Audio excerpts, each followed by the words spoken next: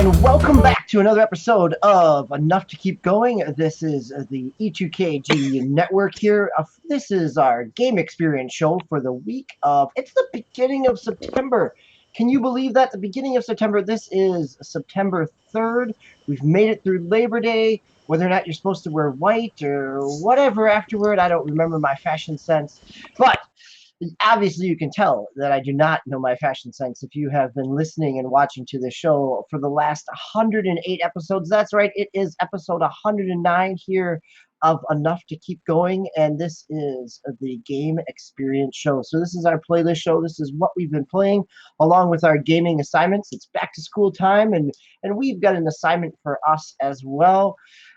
Tonight, it is myself, DBQ Hams, and I am joined by Osiris Prime. Osiris Prime, how are you tonight, sir? I'm doing a lot better than this past weekend, that's for sure.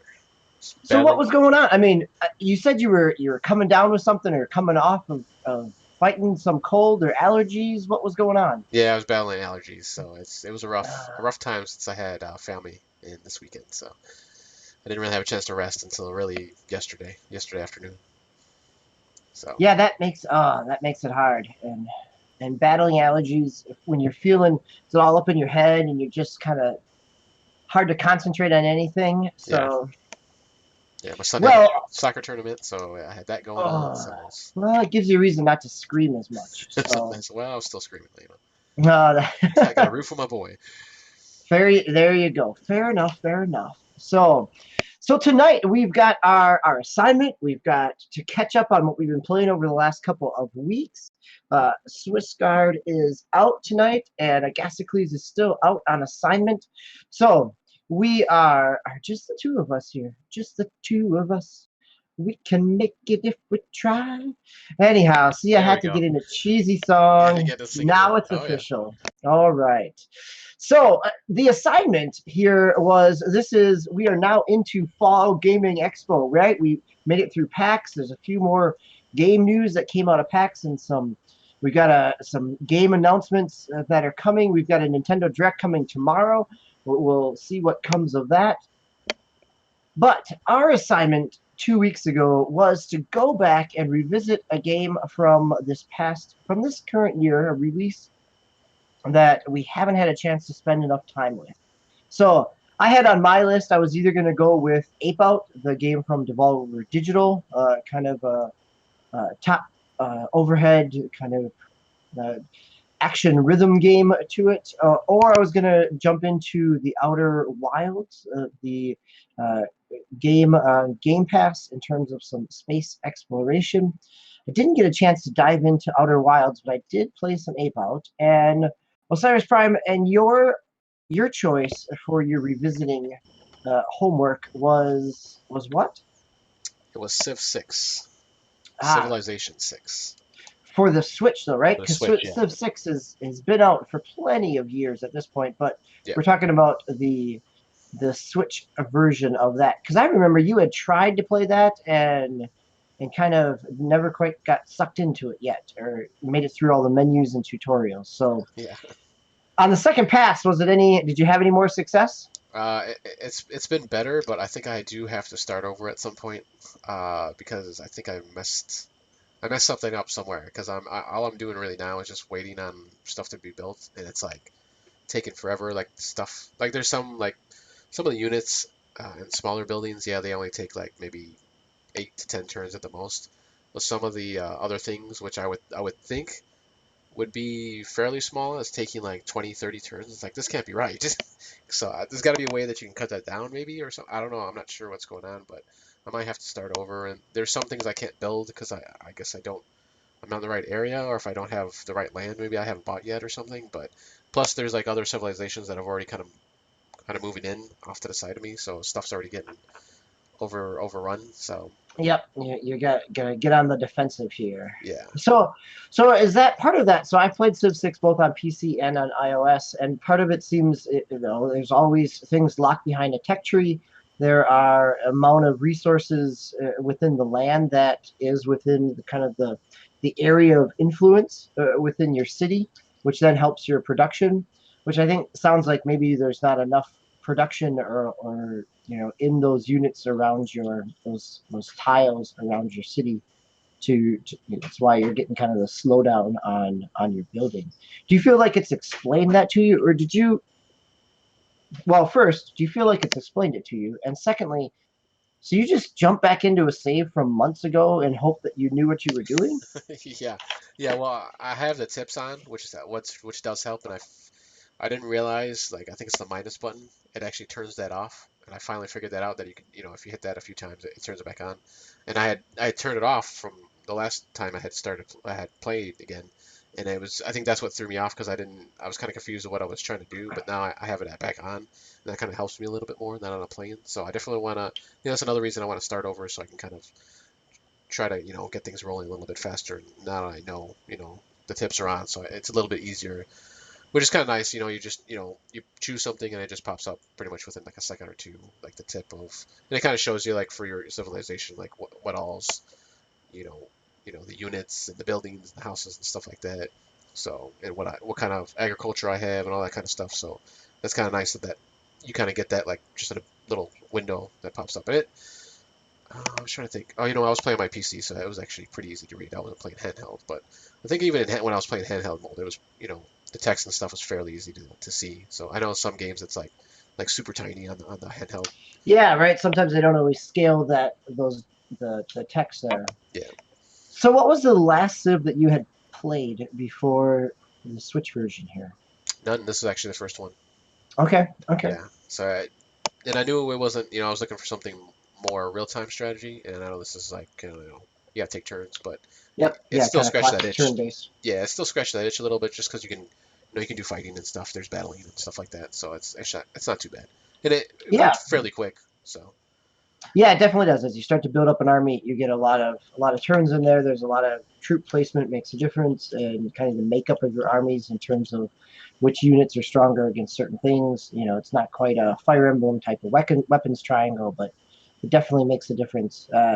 And certainly, I'm guessing as you have people pushing at your borders, that you've also noticed other units and they're more advanced in technology than you. And oh yeah, yes, yeah. I keep seeing the yes, other civilizations, like, it tells you, because you have people going out and stuff. Like, it tells you, hey, this guy's in, the Bronze Age or stuff like that. I'm like, what? I've only, like, yeah. advanced once, I think, so far. So Yeah, it sounds like you might. This is I have done this multiple times in Civ, where that first game is kind of the learning game in terms of figuring things out, and then you go back and build with an understanding of how the game systems work. yeah. So you think you're going to stick with it, or was this something where the assignment was to help you get a little more value out of it, and now you're going to set it back down until the next time? No, I definitely want to get back into it. Next time I play, I'm just gonna start over. I only played like a few times for this assignment, so excuse me. I wanted to get back more into it now and really dig into it and Nice, get a good nice. civilization, not not stuck in the Stone Age still. Take some practice, Yeah. but yeah, it's definitely one of those. I think the last time I played was, I would say it was probably New Year's Eve, and I ended up staying up way past New Year's Day to play some Civ. So You never got it for the Switch though, right? no, I did not pick it up for the Switch. No.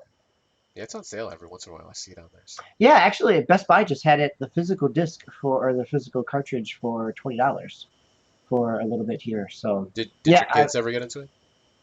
my son got into Civ Revolution back in the day, Okay. but no, and he's tried back when he was a little tyke. He tried Civ 4, or Civ 3 even, I think, and just got so frustrated because he wanted to build and expand, and people kept attacking him, and he just got, he was young and couldn't quite figure it out, but he liked the idea of kind of the history world building aspect, but needed to go into and this was before Minecraft, so kind of Oh, nice. definitely I could see where Minecraft scratched that itch of somebody just looking to be in creative mode, where Civ kind of forces you into game mechanics as well. Yeah.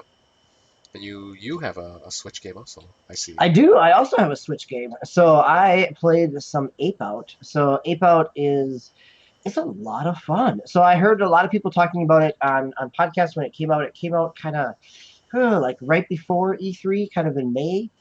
So this is Devolver Digital is the publisher. It's a small studio, but you are a top-down, uh, almost. It's not quite Hotline Miami in terms of that top-down, but it is still in that same kind of vein of.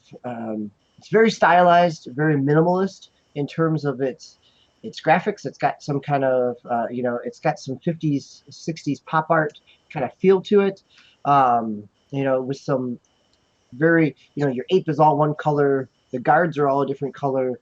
It's very simplistic, but stylistically it works very well because it doesn't need. It's a almost like a puzzle box where you've got the ape and you're trying to escape as many floors as you can, get out to the next room. You've got only a few different moves. You can grab some of the guards and throw them. You can, beat them, push them, use them as shields, and it all hits in this kind of 50s kind of jazzy kind of syncopatedness to the soundtrack that one the jazzy soundtrack is actually just enjoyable in and of itself, but there's the way that the beats hit as the action happens, so they're syncopated in such a way that it keeps you it's not really a rhythm game, but you find yourself getting into a rhythm of kind of movement, punch, movement, throw, right? And it all feels this kind of beat aspect to it, and the music really hits with that as well. So it works great on the Switch. It's been fun as a pick up and play. It's also on Steam. You're not going to basically any laptop could probably run this. It's definitely one of those where I was glad that I don't always play my Switch with the sound on, because a lot of times I'm playing the Switch, or my kids are playing the Switch in the middle of a room. So often the speakers never get a really good workout. But this was definitely one where the speakers, it was good to turn it on. It was fun. Putting it up in your headphones even kind of brought that kind of rhythm to it a little bit further. So definitely fun, right? Not a huge game. It was actually a great game for kind of the end of summer where there's a lot of stuff going on, trying to finish out some yard projects and a lot of kid stuff getting ready for school. So it was nice to be able to pick up and play 15-minute session at the end of the night, enjoy it, come back to it the next day, not really feel like I had to, keep track of a story or all kinds of tutorials, let's say, within a Say like game that Civ pops up. 6. Let's say, as an example. So yeah, it is. I'm sure it's going to go on sale. It's been on sale a little bit. It's going to go on sale again as we come into the fall, around when we hit into the holiday shopping time. We always get some big eShop sales. It's well worth it to pick up. It's a little violent in terms of kind of the animated blood, but it's also very stylized in it, right? Where it's not graphic. It's just kind of it feels like an old arcade game to a certain in terms of violence there. So Not like Hotline Miami, right? no, not Not so not to bad. that same degree. Yep. So, um, but there, I would say it's I don't know that I would put it as like oh yeah, set it down with your kid to play type of thing either. Yeah. Um, so there is that part to it, which again, it works stylistically because of the art style, but for the sake of the gameplay, it is it doesn't it's gratuitous to a certain degree, but it Yeah. doesn't really add anything. It doesn't make much of a difference. The only thing that it adds is another color onto the palette. Is a very minimalistic kind of screen and game board.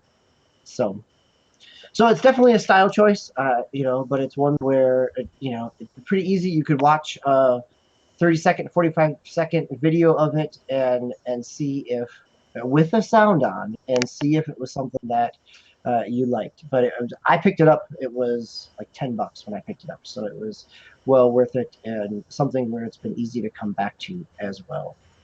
As far as like the movement or just the gameplay, is it smooth? Is it kind of like I don't even know how you want to say. I guess tanky, like the way they move around. I mean, like No, if it's you not like if you press pretty. down, is he gonna go down like right away, or is he kind of just like turn? No, it's not very tanky, right? It's not Okay. like a Resident Evil type of slow turn type of thing. Yeah. It looks almost like uh, over the top kind of Atari Rock'em Sock'em Robots type of thing in terms of being able to kind of have a sense of where your hitbox is, but it's a very fluid movement, and I think Okay. it needs to be where if it had that kind of lagginess to the controls, it would break the rhythm and the connection with music. Where because it can be responsive in its controls and its action, it also allows it to flow with music in a more kind of complete way as well. So definitely an experience well worth it. Again, I've had a lot of fun with some Devolver Digital games over the past 6 months or so. Cato Roboto is kind of a fun little 8-bit kind of Metroidvania. I played. My son finished, and I played some Katana Zero, kind of that Okay. 80 side-scrolling action game. So a lot of stuff that comes out there. Last year they had a lot of good stuff with like Cool Panic and West of Loathing. Really creative kind of stuff. So and again, you can usually find it kind of on the cheap. So not going to be your big, huge kind of sink down meaty game experience, but one where it kind of plays around with, it does some creative things and plays around with genres. So Okay. well worth it. Nice. Yeah, I'd Yep. seen a lot about it when it first came out, but Yeah, so did I, and I always kind of looked at it and went, okay. yeah. Right, like people raved about it, but now actually having some time to play with it, I can see, it's not one that you know, it's not a Mass Effect, it's not a Horizon Zero Dawn where it's going to suck you into a giant world. It is going back to kind of that retro kind of getting into a Zen arcade state of just kind of feeling of of the gameplay. Yeah. So. Do you think if it didn't have that music, you would be that into it? Like it would be like, okay, it'd be okay. Like if it was just Yeah, like I think it would. generic, like techno beat or something or whatever. I think if it didn't, even if it was a generic techno beat, if it was syncopate, I mean, if it was matched in the same way, it would be just as successful. I mean, I think Yeah. it works because of being kind of this jazzy, and the art style fits all this kind of 50s, 60s. People have compared kind of the art style to like the Max Fletcher cartoons. Um, so it is a complete package in that. I would say that if it didn't do that, it would be like Animal Hotline Miami to a Okay. certain degree, right? I mean, like it would be fine and relatively interesting, but it wouldn't be it wouldn't be kind of trying something new, taking a different spin on it. So yeah, I think that combination, if it tried to be, you know, 16-bit graphics and not as stylized, went for a different aesthetic, it wouldn't be nearly as successful as an experience. Okay. Yep. Which I think is an interesting, I think that in and of itself is potentially an interesting discussion of, right, like the mechanics can be sound, the gameplay can be smooth, but is it that kind of the accumulation of everything kind of coming together to give you that experience, right? Like, um, and so let's move into our what we've been playing, because I'm looking at your list here, and I really got to ask about this one. And we're going to start with it because I wonder if it is exactly that kind of experience of maybe some good anime voiceovers and some music and a little bit of nostalgia, and also a sound gameplay system and mechanic in there with Yu-Gi-Oh! Legacy of the Duelist. So Oh yeah. one, how did you choose this? And two, I've actually heard some good stuff about it. So what were your thoughts on it?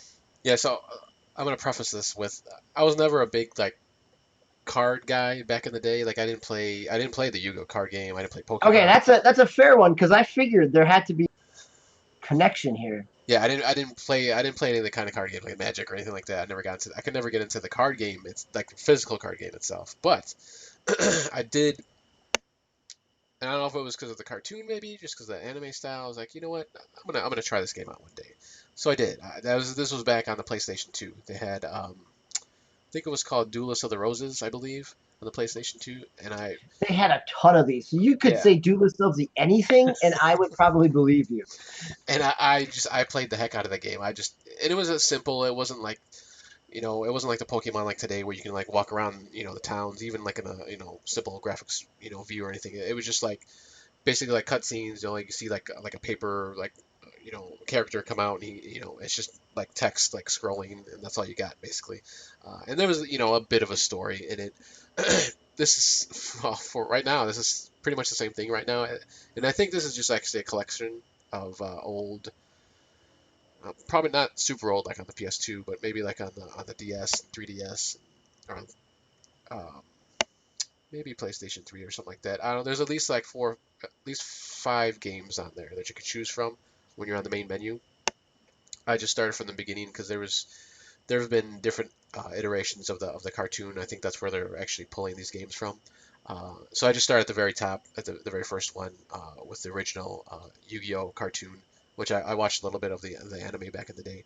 I think I gravitated toward that cartoon basically because they had that Egyptian theme to it. I was always kind of interested in the Egyptian culture and stuff like that, so it was just kind of cool. Obviously it's a different take. You got this like boy who he has this what they call millennium items or item. It's like a little necklace thing, and when he's about to duel, he turns into this like old Egyptian. I don't think it's a god really. It's been a while since I've played the since I've watched the cartoon. I'm just starting to play the game, so they don't really explain that side of it. But he's like an Egyptian person from back in the day that kind of possesses him, in a way. Um, and I just always got into that, and I saw this. I knew it. Actually, I didn't know this was coming out until maybe just like a couple months ago. Like I hadn't heard of anything. I might have heard of like way back, maybe a couple years ago that they were gonna maybe make one, or maybe one came out in Japan or something like that. But I never thought it was actually gonna come out. But that finally did, and I jumped on it right away. It was only $30, so it was a bargain price, so it wasn't too bad. But yeah, it's the same thing like when I was playing the one on the PS2. It's just a little, for at least on the first one I'm playing. You don't travel around town or anything. You just, little cutscene things that come in, and you see the text scrolling, and you know, you're trying to. For right now, I'm trying to, avenge my grandfather who's not dead. He just got defeated and got his cards taken away. So I'm trying to get his cards back, his favorite cards. I'm just laughing. My grandpa got lost his cards. He lost his favorite He's card. he's So been building that deck since '05. that's right. Since he was a wee lass. Um, but yeah, and actually even in this first one, like they don't even show like like when you're dueling the cards, like at least in Pokemon, they show like the characters on the screen, and they do like some little simple animation. I mean, as far as for right now in this first game, they don't even do that. It's just the cards on like a playing field, and you just see like a little kind of like a line, like a strike, like when you're attacking and stuff like that, and that's it. Every once in a while, like if you get like a really good card, they'll show like just like a rendered animation of it like appearing, and then that's it. They don't do anything else. So it's a very simplistic game. But the nice thing is, and I think this is another reason I kind of went to the video game side of it instead of doing the physical card games. It explains everything right there on the screen for you. I'm not sitting there like scratching my head, like flipping through manuals and the rule book and all this. So everything's right there. It tells you everything, and obviously you still got to read the cards, otherwise you're gonna get beat right away. But it's all pretty much explained. And of all the games, I guess I could have streamed. This is one of the games I streamed within the last couple weeks, so I want to kind of keep on streaming with that one too. So we'll see how that goes. I actually did get like 8 views on it, so it's kind of surprising. Yeah, I would bet, right? I mean, it is a franchise that people have nostalgia for or fondness for. It's always had some good kind of deck mechanics to it, so I could totally see. And it's probably, there's probably not a well, I shouldn't say that. Probably are plenty of people streaming it, but Yeah, for certain audiences looking for it, that's great. And it's one where you can kind of it'll be interesting to see if you come back to it and how you feel about it in terms of. So as you were streaming it, did you have any interactions with people? As you were trying to figure out the systems and the different cards and decks. No, I didn't see anybody come on live when I was streaming, but when I went to go back and edit the file or the video, I noticed Sure. that Yep. people had already watched it. I was like, oh, like I hadn't even jump in there, so that was kind of cool. Cool. It's kind of like a Nice. Guessically Says, it's always these quirky games that gets the views, so it's like, all right, Yeah. Right. I mean, you're not drowning in a sea of of popularity, right? yeah, Where if people are looking for something niche and you can provide that. So, yeah, which is cool. Nice. yeah, That's fun.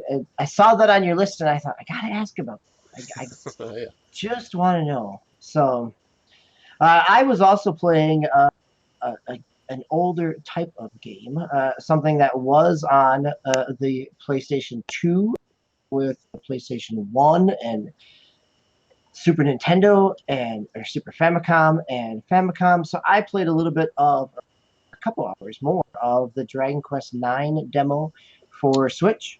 So uh, this and so I'm what I want to say if you've played the game before on PC or PS4, same game. There is some more stuff coming. The demo itself only really has a 3D version of it that's out there. That's been out on the other consoles.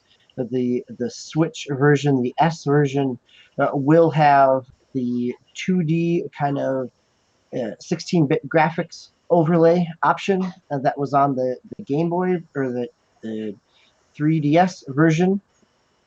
It also comes with the symphonic soundtrack, the score, a symphony score, orchestral score as well.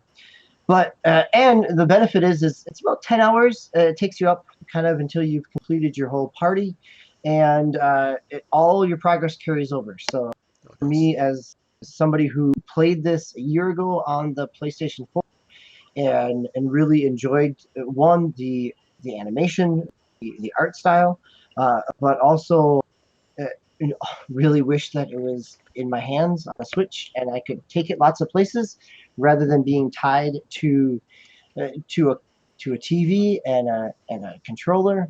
This really fits the niche here.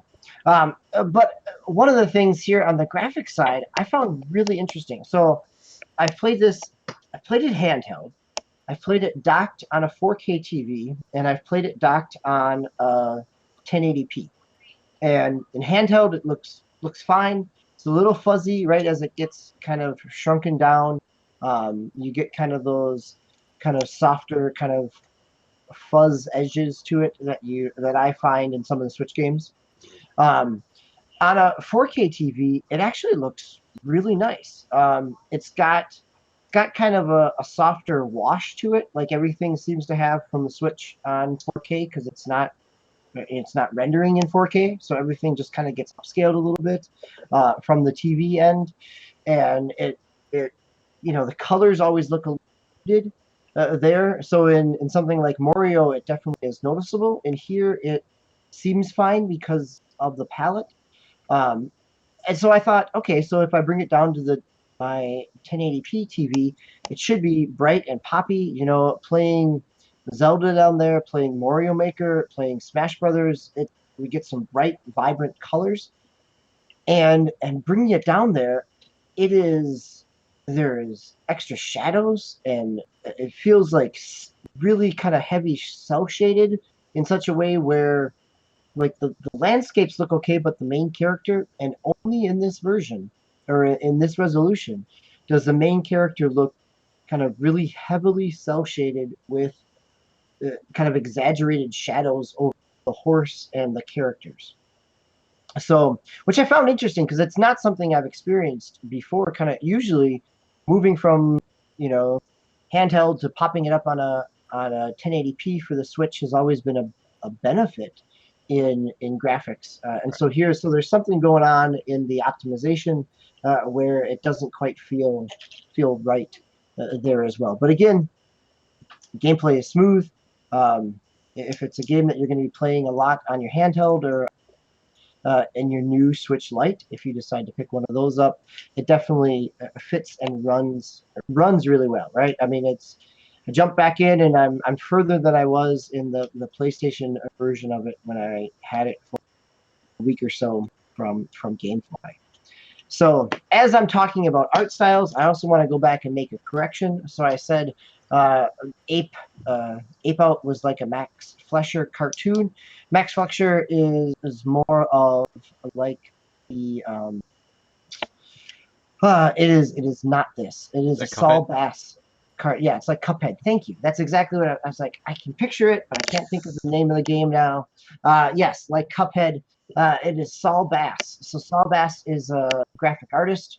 He did kind of um, West Side Story movie poster, Alfred Hitchcock's Vertigo, kind of that minimalist kind of shadows on bright colors.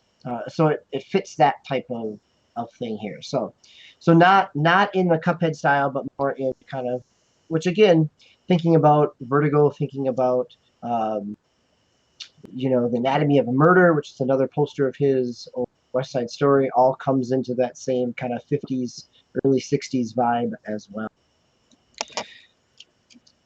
So yeah, you wanna? I got. So talking about graphics, I do want to take a minute and talk about Control. Okay. So I've Wait, had wait. a chance to play. Before you get out of there, I want to ask Yeah. about Dragon Quest. So, Okay. how long did you say the demo was? The demo runs about 10 hours. 10 I mean, hours? technically, you Wow. could really stretch it if you're. I mean, 10 hours of story content, right? And again, this is a story that runs 80 to 120 based on what I've seen online, Okay. Yeah, that was my next depending on question. how much. Yeah, depending on how much you're doing. Again, you wouldn't have to do all 10 hours, right? Because if your progress carries over, I'm not all 10 hours into it, but listening to others and reading online, it seems to go about there. But it's not on a timer where, like, you remember the old Oh, yeah. 3DS demos where you'd have only a certain number of launches or a certain time. So this is just kind of, it takes you to a certain point in the story. But like all JRPGs, you could also, and this is what I've mainly been doing, is it's a great kind of podcast game of throwing it on, grinding out, just kind of wandering the countryside, grinding up some levels. So again, granted, I'm trying to cheese it a little bit so that when I start the actual game, I'll be a little over leveled. But it's a good kind of as I'm catching up on seasons, getting ready for TV shows for the fall. It's been fun to kind of just pop in and make my way through the countryside, slashing at some slimes, cheekily named enemies of Dragon Quest. So is it open world then, or like big areas? It's big areas. I mean, there is an open. There's a uh, when you're in a town, you get kind of you still have an overworld. That's the word I'm looking for, right? There Oh, is an okay. overworld. You see enemies, and you don't really get. It's not an overworld in like the JRPG sense where your character's still pretty big, but the land gets really small. It's pretty much a one.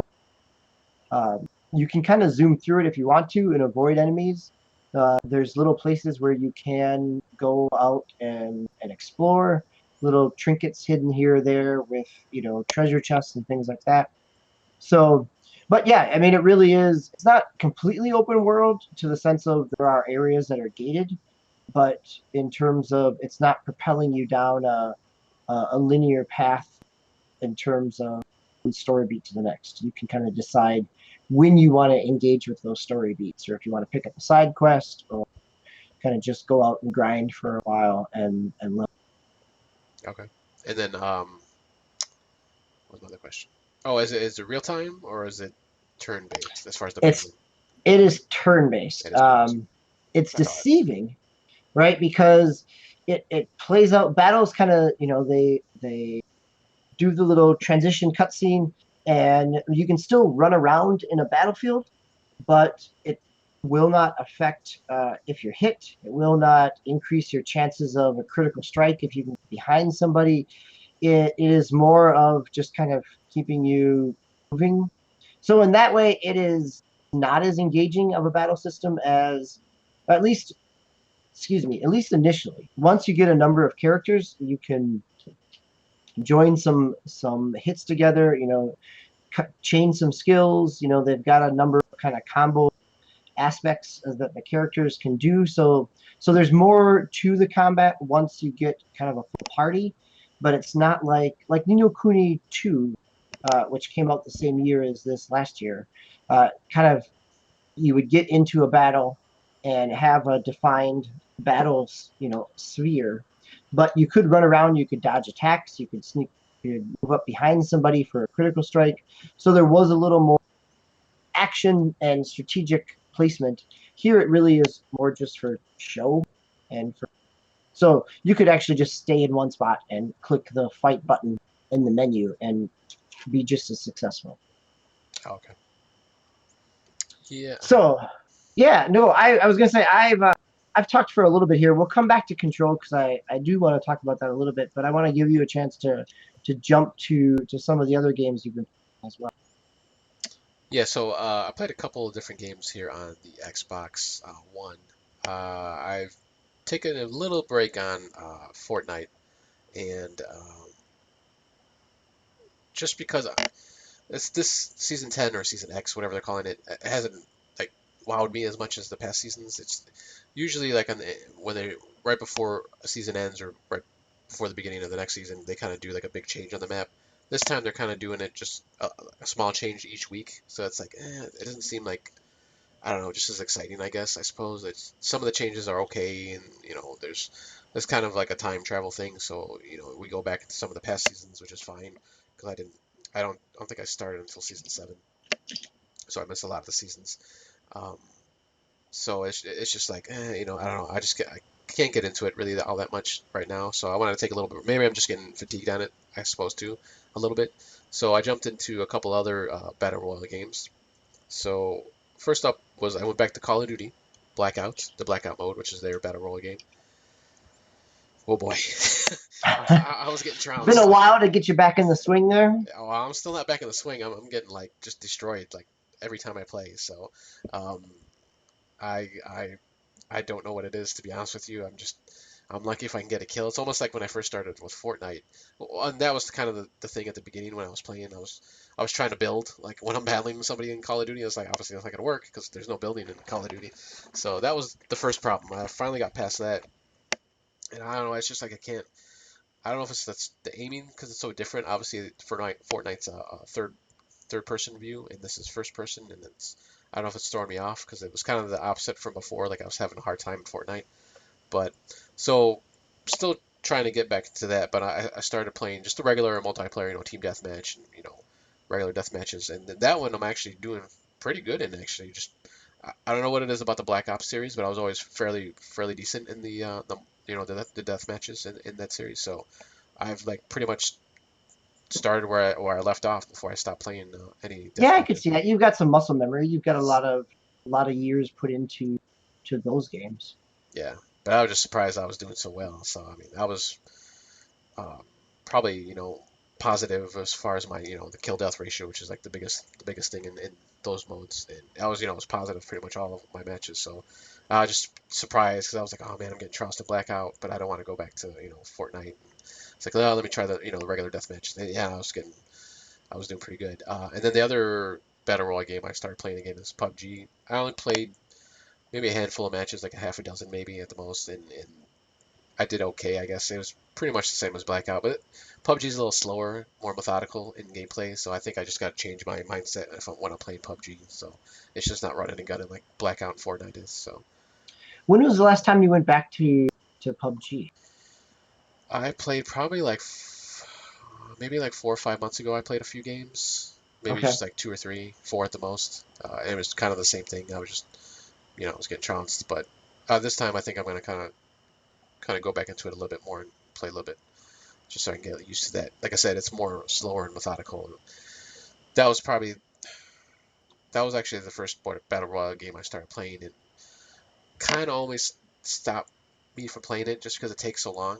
Like even Blackout, Mm-hmm. like if you you're going for a long time, toward the end of the matches. It could take like a half hour, 25 minutes, 30 minutes at least, if not a little bit longer. So, but I think it's just because it's so much slower than those other two games. It's just I gotta get used to that slowness. And probably playing more in like duos and squads is probably better with PUBG instead of just solo because it just takes it just seems like it takes way too long. It's pretty much the same time, but just because you're moving so slow, it just seems like it's longer than it should be. So just Sure. Yeah, I can perceptive. see that. Yeah, Just the whole pace of it is it's differently paced in terms of, yeah, and it always has been as well. yeah. The So, gunplay is different because you gotta unlike Blackout, you gotta go into the menu and put all the attachments on or mix them around. In Blackout, as long as you have the gun that has that you attach that attachment to, it just clicks it on automatically. So yep. that's another thing you gotta get used to. So or I gotta get Yeah, used to right. it. That's some of its Arma legacy there Yeah, for PUBG. more realistic for Hmm. for a game. Have you did you notice that the Blackout map changed at all, or from where you were played it back last fall? Yeah, Have there's they been doing similar things with it like they do in Fortnite in terms of changing up the landscape? yeah they do the actual landscape instead of just giving me a whole new map like in PUBG does. There's like this weird like I don't know, it's like red hue almost to like the overworld map when you're looking at it, and like all the water is like all red, so I'm not sure. I don't know if that has to do with like zombie stuff because there's zombies that pop up in different areas too in Hmm. Blackout, which is something a little bit different from the other games. But there's new spaces and they've added things here and there, and even before when I was playing, they changed with the seasons, so like now it's starting to like the leaves are starting to get kind of brownish reddish, here in the forest areas that they have in the map. So that's kind of That's cool. cool. And all the crops are Yeah, like already you know uh, they've already like I think there's always like corn in those fields that they have in sure. there, There's so pick they're up. yeah they're all picked up and stuff. So it's kind of cool. Neat. That's pretty cool. So I'm gonna talk about Control here for a minute. I'm only a couple hours in, so Control is a game. Remedy came out at the end of August. It's actually already on sale on Amazon, like $40. So again, the challenge of a first player game and its sales is within less than a week. It's down to like $39 on Amazon. Um, it is so I'll say this. I'm running it on a new RTX 2060 card, so which is why I'm playing it. And I'm running it not in 4K in 1080p on a 19 by 1200, 1900 by 1200 monitor. So nothing fancy, but it is buttery smooth. It is incredibly detailed in terms of the graphics. It is a great showcase. I've been reading about how how it seems to be running okay on a Xbox One X or on a PlayStation 4 Pro, but is doing some frame rate struggle on the original consoles. And uh, on the PC, again, you can tweak those settings a little bit to get your smooth frame rates, but the world that it's creating is really what has interested me. The gameplay, the gunplay is it's fine. Um, it's a little bit of Max Payne, a little bit of Alan Wake in terms of gunplay. You get a little bit of kind of like telekinesis, cyber abilities that feel they're not quite the same, but they feel similar to some of the stuff going on in Quantum Break. Again, a game that their last game for the Xbox, and here you get some of that. Unlike Quantum Break, where they did a lot of their storytelling through TV episodes and kind of just individual shows in between. Here you get a lot of kind of in-world environmental storytelling. There's a lot of collectibles to pick up. There's some, you know, there's audio logs. There's a lot of things to read. I say this with not a lot of excitement because it's not, we've been down this path for the last dozen years. Um, but I think the thing that's resonated with me, and this is completely a genre piece, and I'll cop to that. That I'm okay with picking up audio logs and little collectibles that I can read if the story they're telling me or if the world that they're building is engaging and interesting, right? Like sometimes in a Tomb Raider, I pick up all kinds of collectibles and I'd get the voiceover, and maybe there was one sentence in there that kind of expanded the lore of, like the cult did this, but a lot of it was more kind of like quote unquote historical facts, which are really historical, so they're not really facts.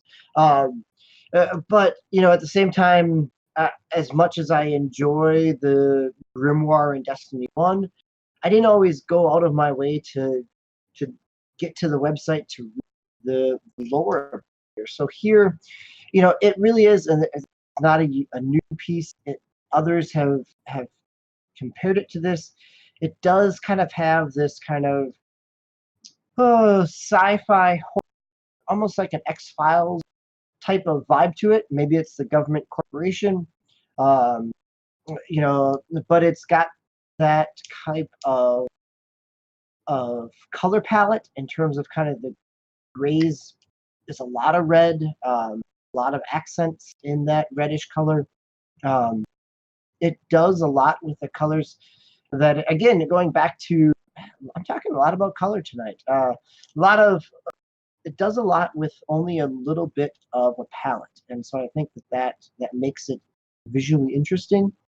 Um, if you're not interested in kind of the sci-fi horror, either one of those genres, it's definitely more sci-fi than it is horror. Um, it, it would be just a fine third-person shooter. Um, you know, but I think because it captures some of that, and it's the story that it's telling me, I'm more interested in playing the game to propel the story forward than I am for the mechanics around things. So unlike Ape Out, where it was fun because of the mechanics, here in Control, it is the story that's getting me. No 50s, 60s jazz music in this one. No, 50. Well, I mean, there is. It's strange. I mean, the world that it's creating is kind of modern, but in this kind of, it wouldn't feel that out of place in some like Tim Burton Batman world either. I mean, so it's not quite in the kind of Art Deco Bioshock type, so it's not leaning that heavily. But there is a little bit of style to it, and it has a visual style that so far, at least, again, only a couple hours in, has remained kind of visually consistent throughout the levels, and has been pretty interesting. Right? So, played it both with the controller and with mouse and keyboard. Third-person action. It plays well with both. Feeling a little more precise shooty shoots in the mouse and keyboard. So a couple times, I've died. Not playing it on anything super hard. Playing it just on the normal. Died a number of times, more so about just enemy placement and trying to get a sense of where I'm getting shot, than kind of difficulty in combat. So some of that is just because of the way the camera is relatively tight, and still getting used to figuring out where where I'm getting the icons on the screen in terms of where I'm getting hit from. So it's okay, but definitely enjoyable. Again, just if it is $40 here a week out, I'm gonna guess that similar to what Quantum Break did, is that it had some steep price drops. I would encourage people that if you've got if you have an interest in any one of those genres, enjoyed things that Remedy has done before, it is, as many reviews have said, it's probably the most well put together Remedy game. I would agree with that as somebody who's played a little bit of all of them. Um, but at the same time, I got it free with my graphics card. I definitely want to keep playing it, but at the same time, given the price drop, I bet you could probably wait another month or pick it up at a holiday sale and get a pretty good value on it as well. Yeah, I read in a lot of some of the gaming groups that I'm on that people said, "Oh, I don't want to play this because it looks scary." Is it more a horror scare, or is it more like jump scare thriller scary? It is. It's not like gory, right? Or is it? No, it is not gory. I mean, no. I think I mean, there's no. It is not like a horror type of like, slasher type of movie in terms of scariness. Um, Not like The I wouldn't Evil even Within put or it. anything like that. No, no, not at all. Really, it is. At least for me, I'm finding that it's tense more than it is scary. Right? There's a lot of unknown. There's a lot of kind of perpetual tension and threat around you. So there is that perceived ability where there could be a jump scare coming, but once you kind of get a sense of it, there's not a whole lot of cheap jump scares. There's just a lot of overall tension in the atmosphere, and so I wouldn't call it scary. I don't think people should get turned off by it. Um, I think it is just there's a lot of tension to it, but not in not in a way that should turn you off from it as well. So there's enough.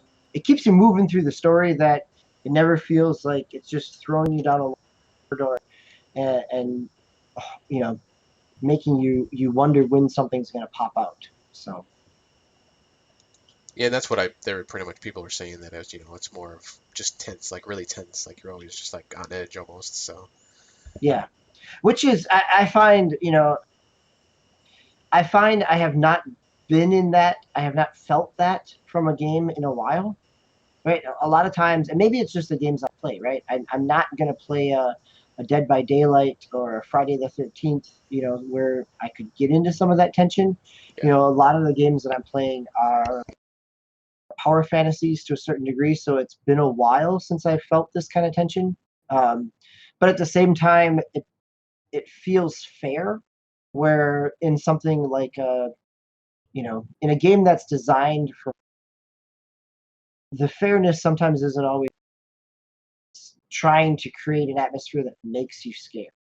And where this is because it's tense, it's doing something that I think at least is complex in its emotional palette. nice. Yeah, So I, really, I've only played like the Max Paynes from them. I never got a chance to play Quantum Break, excuse me, or Alan Wake. So I don't know. I guess yeah, that's all I have to compare it to right now for me, at least. I would say in some ways the sci-fi elements make it feel more like uh, as somebody who really enjoyed the Mass Effect series, feels not spacey, but it still feels kind of that sci-fi third-person action shooter type of thing. With some abilities and powers and things like that. So there's definitely some parallels there. You know, uh, the Quantum Break, I think, was a game that tried to do a lot, and I enjoyed some of the action of it, but I always kind of lost my momentum in the TV episodes of it, so I never finished it. Yeah, So yeah, I would say, you've got an X. Um, it's going to come on some pretty good sales come the holidays. It might be something that you enjoy. yeah, yeah. I don't know if Quantum Break ever came to Game Pass yet, or if it ever did. I'll have to check on that. Maybe I could pick it up there. I think it did because it's It was an exclusive. Xbox exclusive. Yeah, Yeah, so I'm pretty sure it's on Game Pass. Um, I know that there were some problems when the X first came out, that some of the 4K enhancements and the HDR were not all up to par, but I think yeah. most of that's been patched at this point. All right, cool. So let's go from a high technical graphic game to, you've got two games here that you've talked about before. that are less than technical graphics. So Gems of War, and you've gone back to Red Faction. So Red Faction's doing a lot under the hood, but not necessarily in a shiny, flashy HDR type of way. No, yeah, I mean, it definitely looks pretty. I mean, for a Switch game, obviously it's what this was back on the 360 PS3 when it first came out. So I was hoping it should handle it, and it does. I see a little bit pop up here and there, and like drawing every once in a while if it's a very big area. But most of the time, there's like mountains and stuff in the way, so there's not a lot of that. But yeah, I mean, once again, I was taking a break from Fortnite, but I wanted some kind of shooter, and that's pretty much the only one I think I have on the Switch right now. So I went back to Red Faction, been playing that. I don't. It's just one of those fun games, just like Just Cause, where you can just, you just cause chaos within the world. You can obviously you can break the buildings down and structures and stuff like that. So and I've played it before and I beat it, but it was something I really enjoyed, so I wanted to go back to and something I could take, on the go. So um, I haven't had a lot of. I think this is one I had mentioned maybe in the last show or a couple shows ago, where this is one of the ones I was playing when I was going downtown on the train. And actually, I've been playing it outside of that just because I'm not going downtown that much anymore, at least for now. So, but yeah, I'm really enjoying it.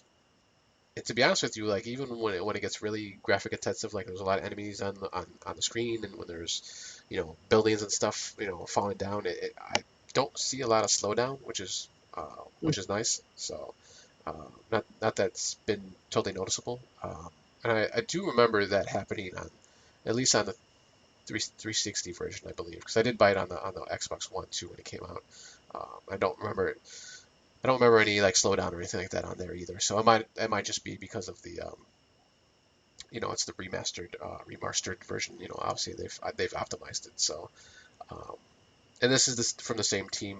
I believe it's the same people who did Saints Row. What was it, 4 that came out on the Switch? Yeah, it's well, yeah, I think it is the same team that did Saints Row 3 came out Or this 3, Switch. okay.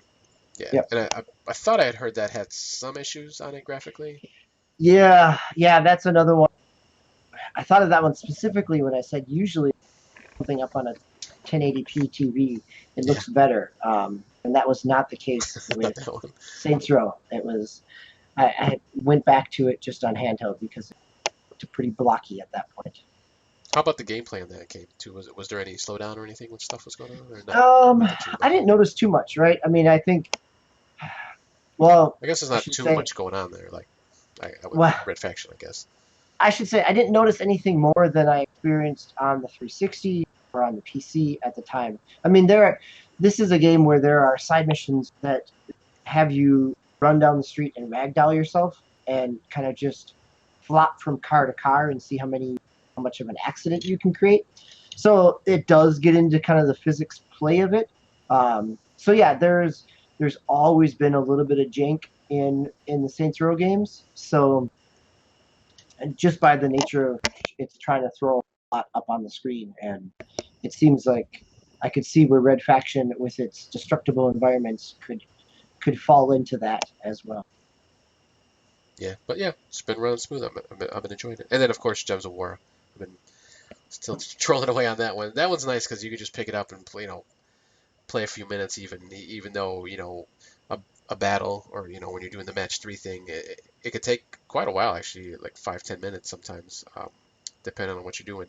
Uh, but even then, I mean, you just pause it, put it in sleep mode, and you're good to go. So it's just a kind of I wouldn't say a fun dumb game because you do have to think about what you're doing in some of the battles, but it's just a fun game, that's for sure. So I'm trolling away on that still. And Yeah, and again, Gems of War comes from that Match Three Legacy Puzzle Quest.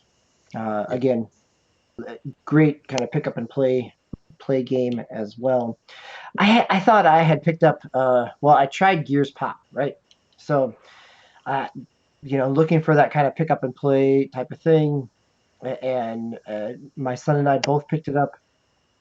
I've been playing some Gears 4 with World Voyager from the former Casual Adult Gamers forums, and it's Clash of Clans, it's Clash Royale.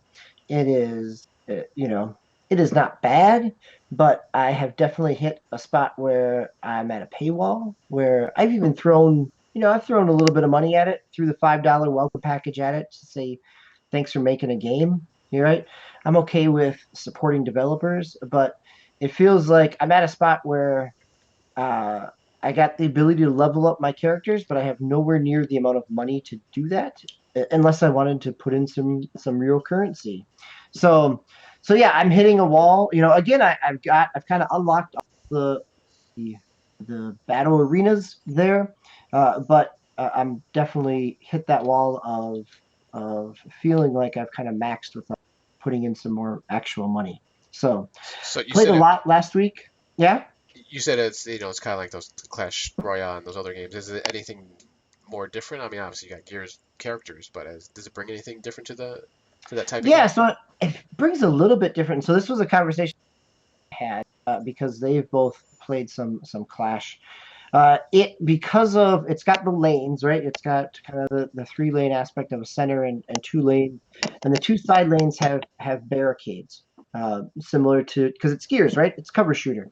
So what you can do is if you take a barricade area and it becomes yours for your color of your team, then if you have those on both sides, your kind of landmass, your territory moves up further on into your enemy's territory, which means you can drop enemies. I mean, you can drop your units closer to the base of the other enemy. So it does add a little bit there. So you're not just kind of launching things and having them march across the field like in a Clash Royale type of way. If you can take and hold a barricade, on both sides, you can deploy. So it can become strategic, where it's a matter of as you have, do you make a push for an enemy uh, gun encampment to take out one of its towers, or do you use one of the capture units to try to push up and gain more landmass? So there's actually, I mean, that actually really kind of kept me in it because there was an additional layer of strategy to it, whereas it wasn't just kind of throwing stuff out there.